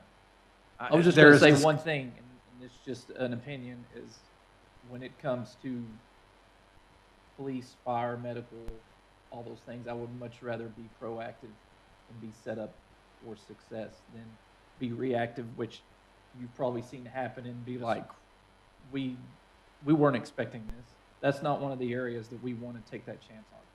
I mean, this is life and death, I don't want to be the family that calls 911 because we're having a medical emergency, and then your crew, your team is somewhere else, and I have to wait for Forney or the city of Rockwall or whoever else to show up because I don't want to be that 1.7 whatever calls a day average. I don't want the day that there's 3 calls on that particular day or 4 calls on that particular day. I don't want to be my family involved. It's something I assess every day, especially when I leave here and I go home. When that call comes to my phone, I have to start thinking, okay, what's the call type? How long are they going to be here? Do I need to call somebody in and start bringing staffing in? So I do that regularly now as it is. And on top of that, when you talk about full-time fire, full-time police, as opposed to bringing in overtime, there's something about full-time in that line of work as in law enforcement compared to part-time. Correct. They're a team. They're a brotherhood or sisterhood or a family. They work together. Part-time comes in while they come in. They need the extra money. Now, I'm sure they do the job. They're great. Because We've got great part-timers. Yeah, well, they are, and I'm sure, but there's still something about having somebody on your team that is there no matter what.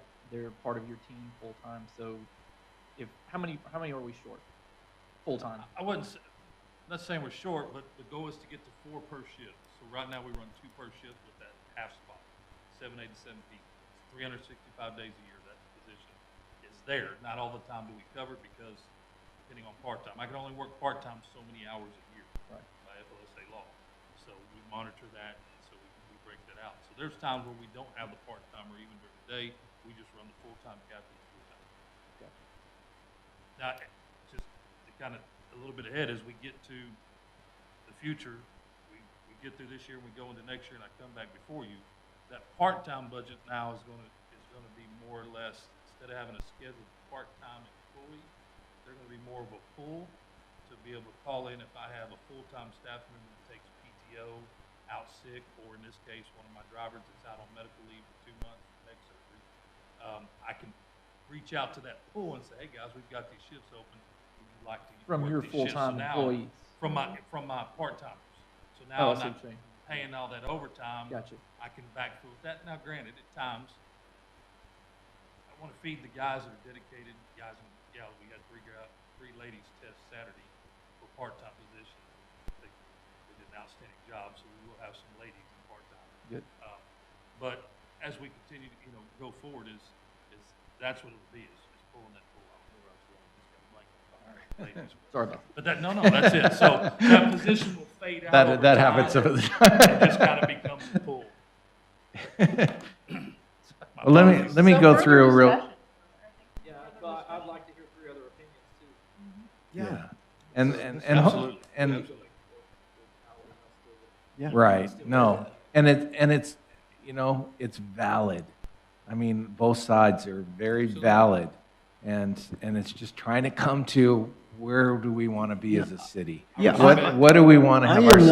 I am not against, public safety. I mean, I've been a big proponent, as the chief knows. sir. I've pushed this. That was my primary purpose for running for this position, was enhancing public safety. After the debacle they had with the volunteer department. And so I think I've been an advocate of public safety and, improvement. Sometimes you just need to try to stop and ascertain what your real needs are and, and be analytical about it. And there's an enthusiasm that runs through, fire and police, and they want to add more guys and more armaments and everything, this and that.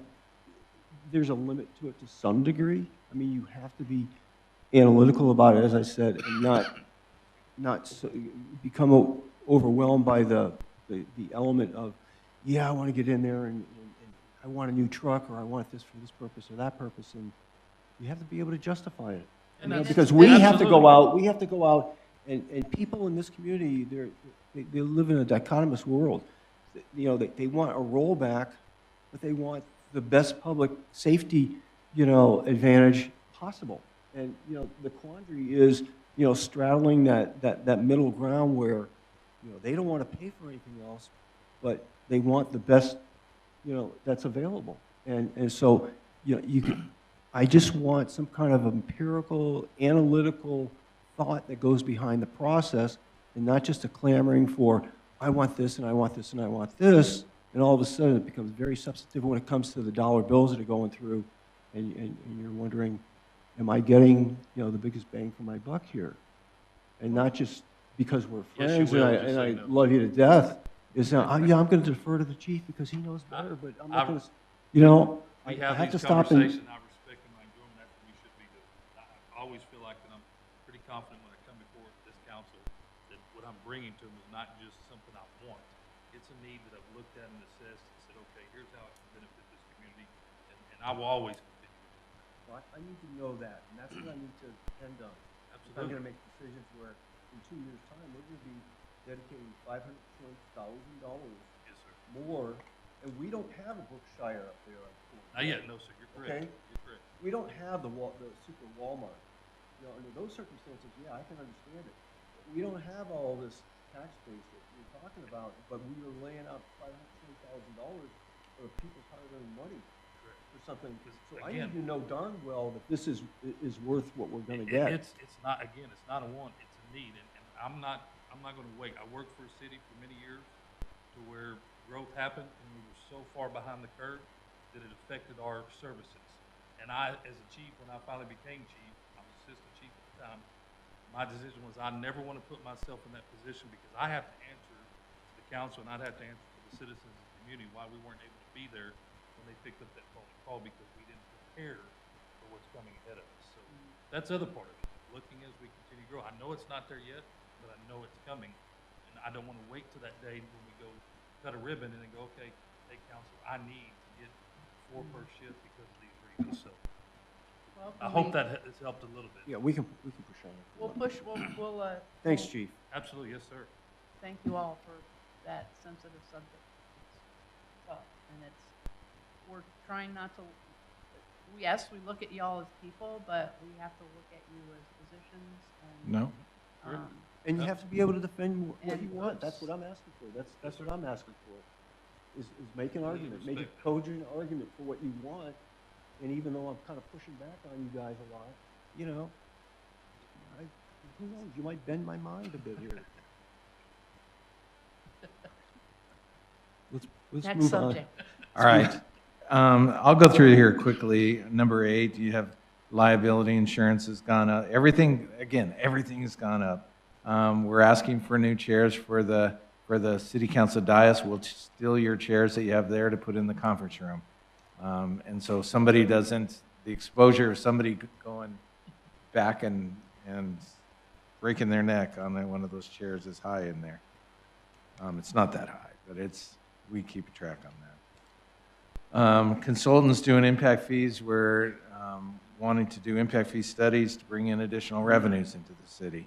Is that under 63008? Yes. City council training, to give you guys, the council the opportunity to go to, and I think you should go to TML, go to some of these trainings.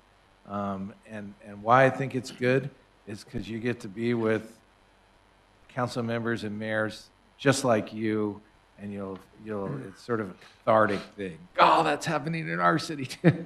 Or how did you handle it, or different things, even sitting at a luncheon table with them. So I think it's a positive if you have the desire to do it. Staff appreciation, recognizing the staff for various things. I talked to Councilmember Kippett of having a barbecue or some type of thing, or maybe a Christmas entity with families as well as staff. Trying to do something to show that appreciation to staff for what they do here. And then miscellaneous expenses, sort of the catch-all if we forgot something. We weren't allowed to have those in the Air Force. We weren't allowed to just have those catch-alls. Unrestricted fund balance. And you'll notice there isn't a whole lot in there, but. Well, there's a whole lot compared to what it was. Yeah, correct. You also saw we talked a bunch about the transfer to the Public Safety Law Enforcement Fund, the Utility Fund. Oh, wait, can we go back over to item number 700, capital expenditures? Item number 7. Under the general fund, the 700 capital expenditures, it's the $300,000 for roads. Can't we just call that road maintenance? We could call that road maintenance.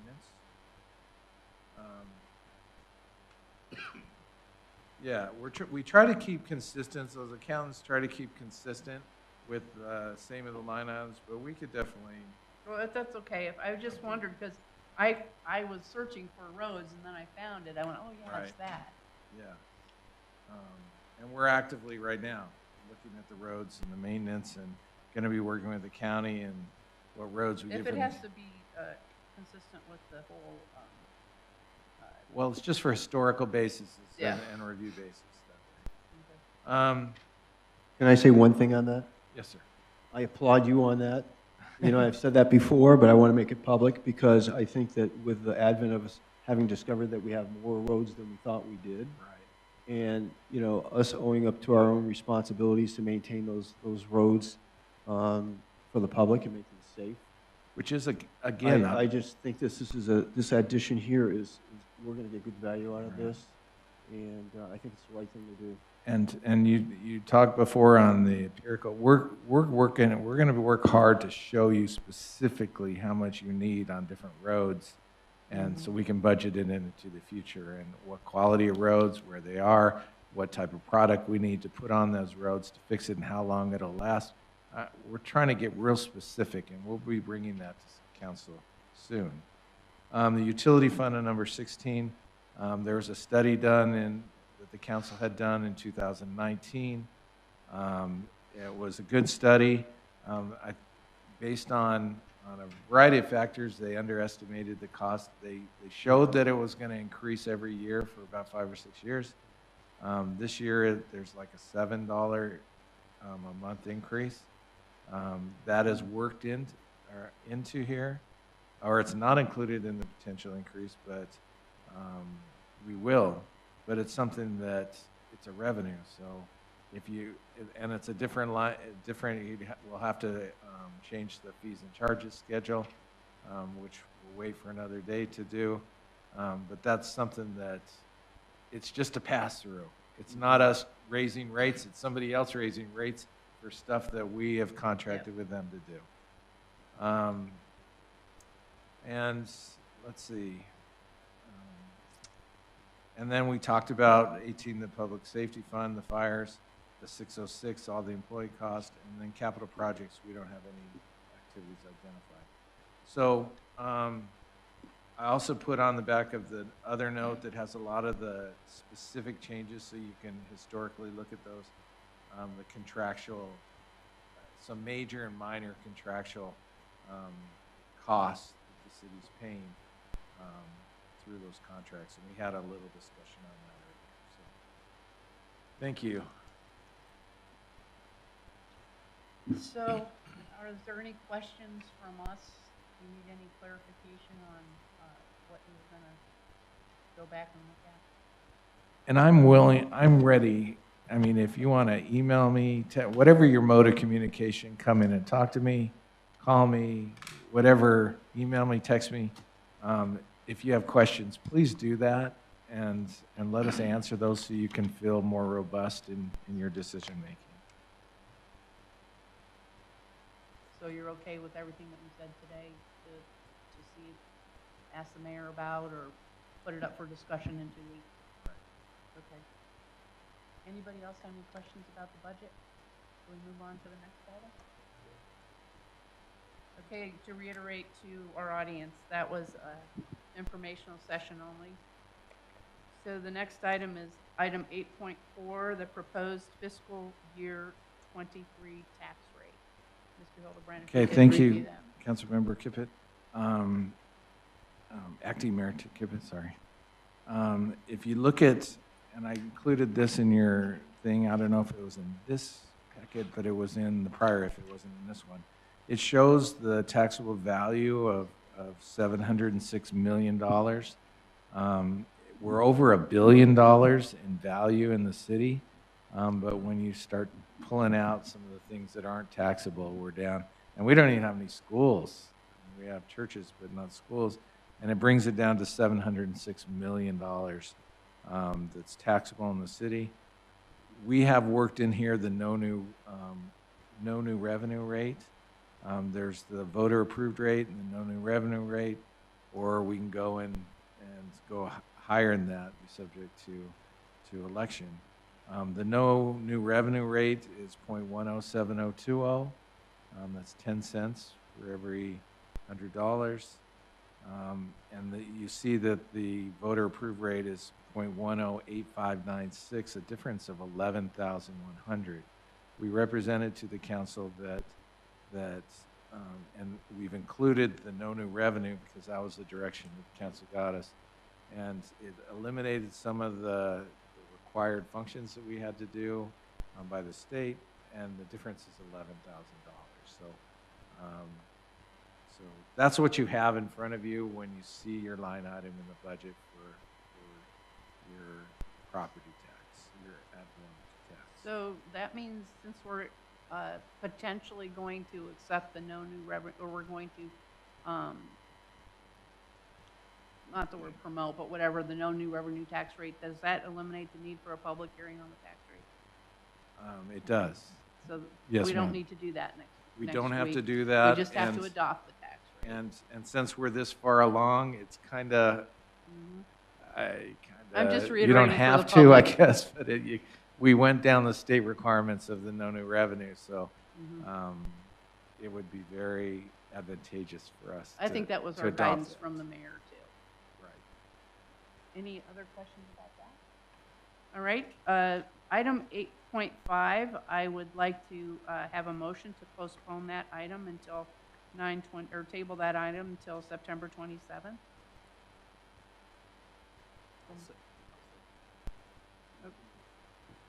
Motion to postpone 8.5 master fee schedule until the next meeting of the city council.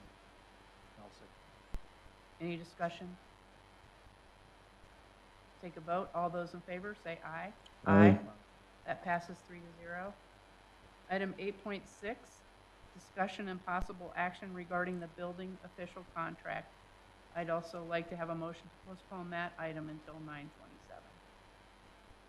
I'll make a motion to table the discussion of possible action regarding the building office contract till 9/27. And I'll second that. Any discussion? That was the initiative of the mayor, so I think we need to go ahead and do that. So I'll take a vote on that. All those in favor of postponing that item until 9/27, say aye. Aye. Opposed? Item passes. Executive session, therefore, does not need to be held because the subject was the building official. So we will not be having an executive session. Item 10, updates, discussion, and direction to staff. Does anyone have any guidance they need to bring forth to staff on our discussions today?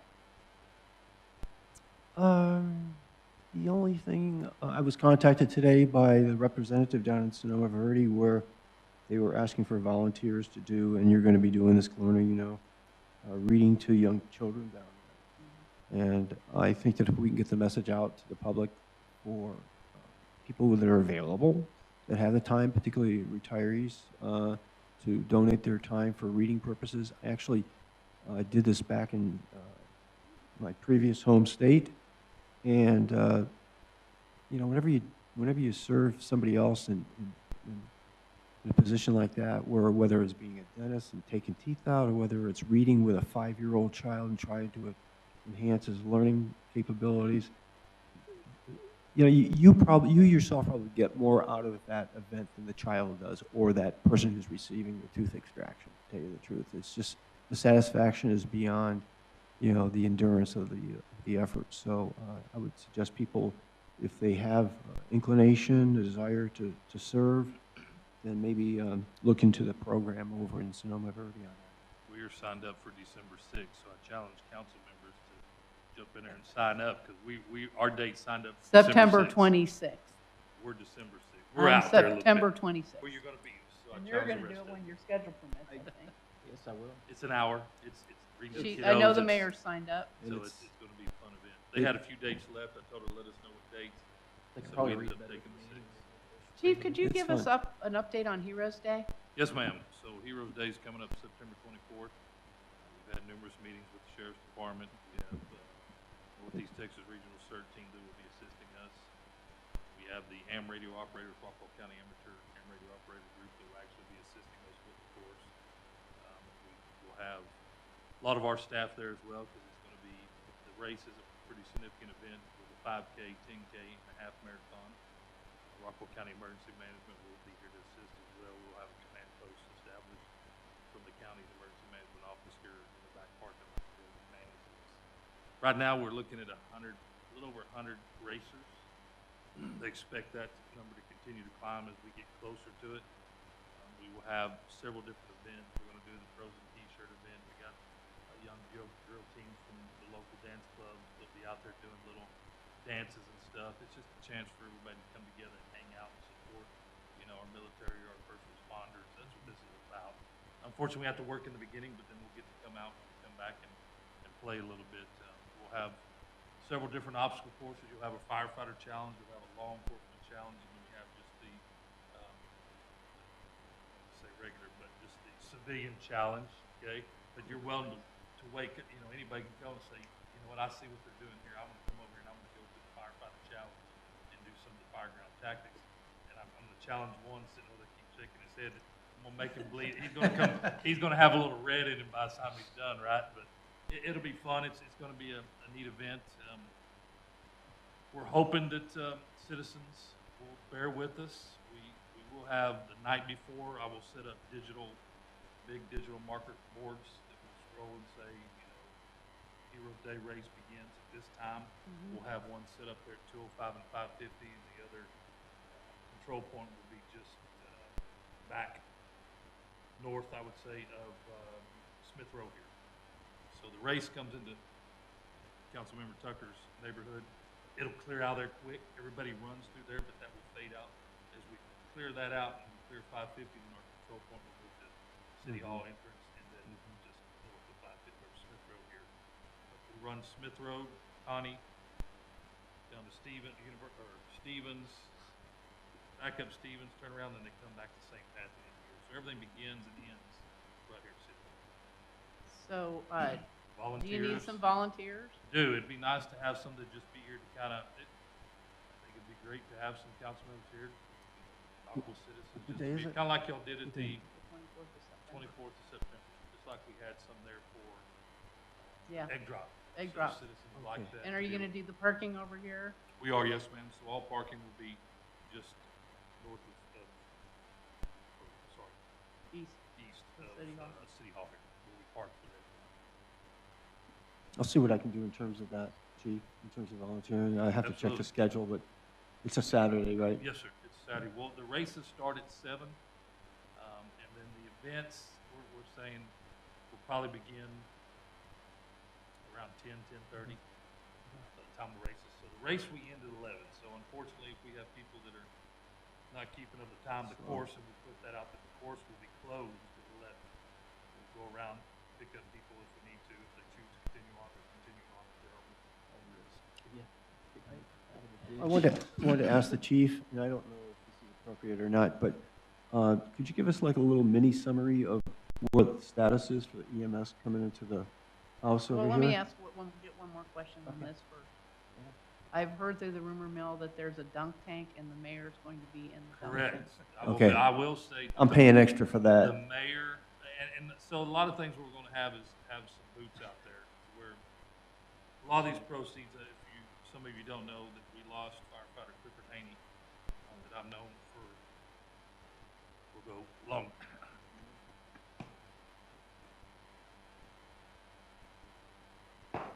So the proceeds are gonna So a go long for time, and- education for His his unfortunate children. death, these proceeds are gonna go to help his family.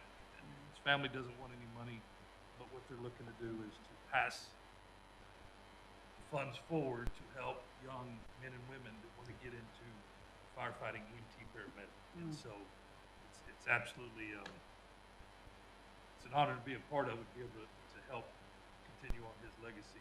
His unfortunate passing. My apologies. It's okay. Now you can. So, all right. On the EMS, where are we with that, chief? Housing, and I've asked you this before, but Obviously, I need a It's- public statement. This is the recent paperwork that I've received, so you know I'm part of the subcommittee. I do. It was kind of difficult in the beginning to figure out what our charge was. It's all the fire chiefs. Sheriff Garrett is the board director. Christy Teague is the secretary, and then we have a contractor, Mr. Hattie, that is, I guess, helping rewrite this contract. And so the first meeting we had, it was kind of difficult finding our charge. To me, it looked like money-based. By the second meeting, pretty much found out what they were looking for is an exclusivity throughout the county. We can go back and forth on that. And then my question to them is, how does it benefit MC? If to come back to my boss, the council, and say, yes, I support this, and here's why, explain to me. And so that's where, when it comes to the question of adding that fifth ambulance into this county, I think a lot of it falls on that. Staffing model has not changed since in the last 5 years, and our growth is throughout the Rockwell County has grown tremendously. And obviously, things cost. So ambulances, additional personnel, transferring each thing. So we're currently in this conversation now in the subcommittee where they were trying to get us chiefs, as of this last meeting, to vote on approving a new contract. It's not my place.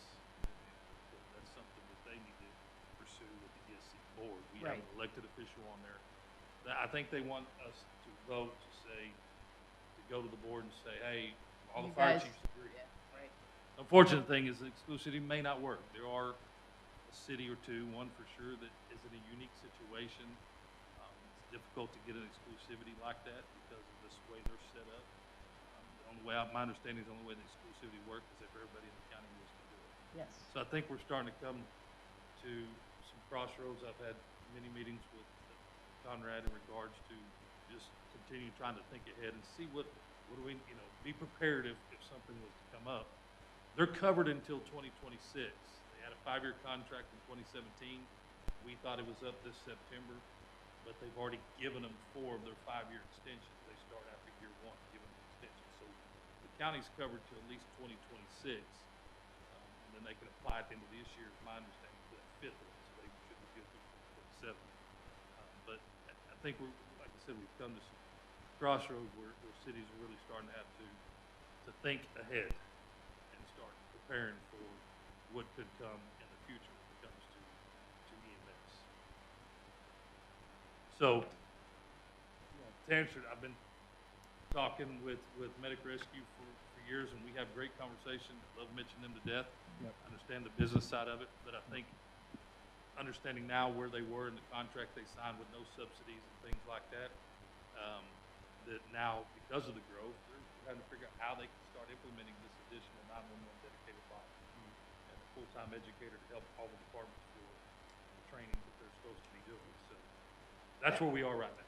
Okay. Now, I was wondering, you keep Councilmember McNeil abreast of this stuff since he's So our he rep? knows, Yeah. he knows that I'm part of it, that I Okay. was voluntold for the subcommittee. Yeah, I remember And that. so several questions, we've had some conversation, and I always, any conversation, anything I hear that's discussed, I always come back and comment because it's a key thing to do. If we feel something's significant coming down the pipe, obviously we will make sure the council as a whole is aware. Thank you, Chief. I Yes, sir. appreciate the Thank conversation you for on the that. update. Yep. Okay, council member reports and announcements. Councilmember Purdy, anything to report? I enjoyed Friday. It was a lot of fun. Thank you to the school district, right? We got to meet most of the school board was there, superintendent, a lot of his staff. They were very personable. My son was there, and even his old principal was there, and she recognized it. It was very, very great. That's good community outreach. All right, so it was good. Very good. Councilmember Tucker, anything? No, I have nothing. And I don't have anything either, so at 8:34, we'll call this meeting adjourned, and thank you for your patience.